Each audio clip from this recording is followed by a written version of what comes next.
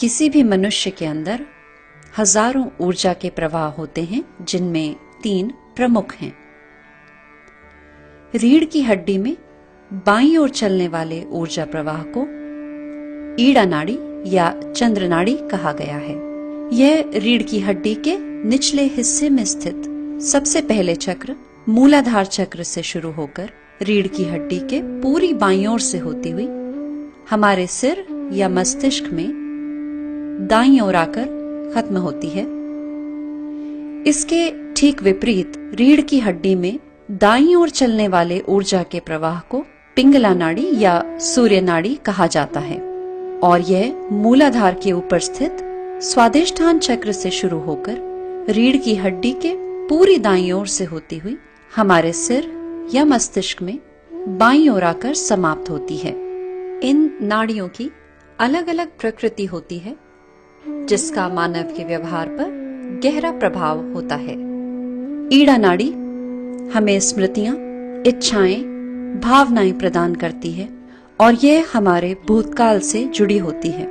और पिंगला नाड़ी हमें कार्य शक्ति प्रदान करती है, जिसकी मदद से हम अपनी इच्छाओं पर कार्य करते हैं, योजनाएं बनाते हैं। इसलिए यह हमारे भविष्यकाल से संबंध रखती है। ये 2 अलग तरह के स्वभाव मानव को सृष्टि ने प्रदान किए ताकि वे उन्हें संतुलन में प्रयोग कर सके। पर जब भी कभी हम इन शक्तियों या इन ऊर्जा प्रवाह को जरूरत से ज्यादा इस्तेमाल करते हैं तो इनमें असंतुलन आने लगता है। ईड़ा नाड़ी के असंतुलन से ग्रस्त व्यक्ति जल्दी उदास, हताश, निराश होने लगता है। ऐसे व्यक्तियों के इस स्वभाव से शरीर में जोड़ों के दर्द जैसी समस्याएं उत्पन्न हो सकती हैं।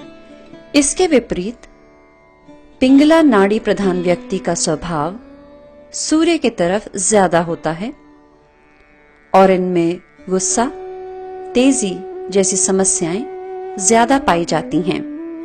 इसके चलते शरीर में उच्च रक्तचाप जैसी समस्याएं उत्पन्न हो सकती हैं। ईड़ा और पिंगला में आए असंतुलन को ठीक करती है रीढ़ की हड्डी के ठीक बीचों बीच स्थित सुषुम्ना नाड़ी। यह नाड़ी रीढ़ की हड्डी के नीचे स्थित त्रिकोणाकार अस्थि से शुरू होती है और सहस्त्रार चक्र या तालु भाग पर आकर समाप्त होती है।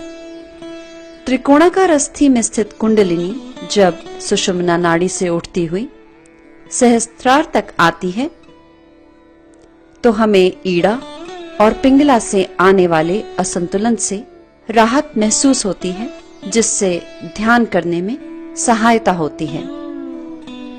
तो अब हम श्री माताजी निर्मला देवी द्वारा बताई हुई प्रक्रिया से ईड़ा नाड़ी और पिंगला नाड़ी को संतुलन में लाने का प्रयास करेंगे।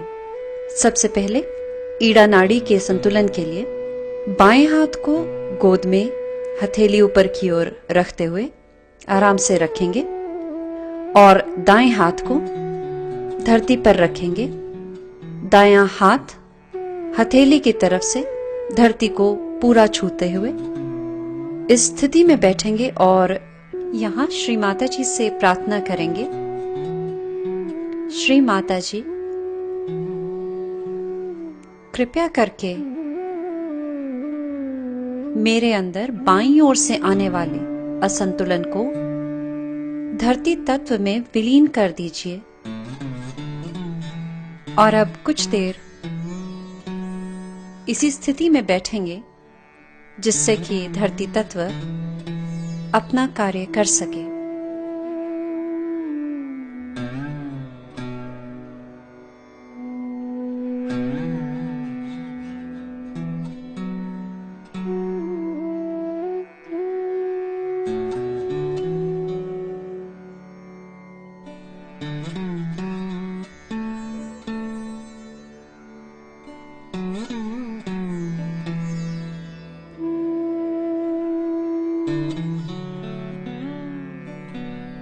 अब हम पिंगला नाड़ी के संतुलन के लिए दाएं हाथ को गोद में हथेली ऊपर की तरफ रखते हुए आराम से रखेंगे और बाईं बाजू को कोहनी पर मोड़ते हुए हथेली को अपने से पीछे और रखते हुए आकाश की तरफ रखेंगे।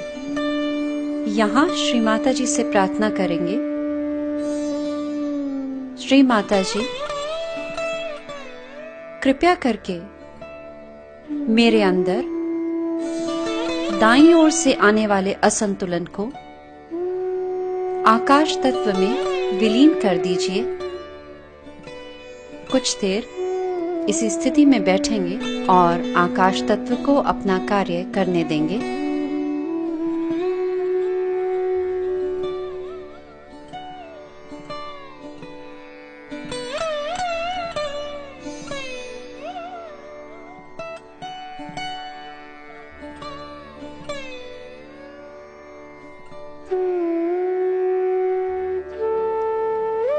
अब अपने दोनों हाथ चित्र के अनुसार खोलकर बैठ जाएं और श्री माता जी से प्रार्थना करें, श्री माता जी कृपया मुझे ध्यान की अवस्था में ले चलें, कृपया मुझे मेरा योग प्रदान करें। ये प्रार्थना धीरे धीरे 2 या 3 बार करें और प्रार्थना करने के बाद मौन अवस्था में 5 से 7 मिनट तक बैठें।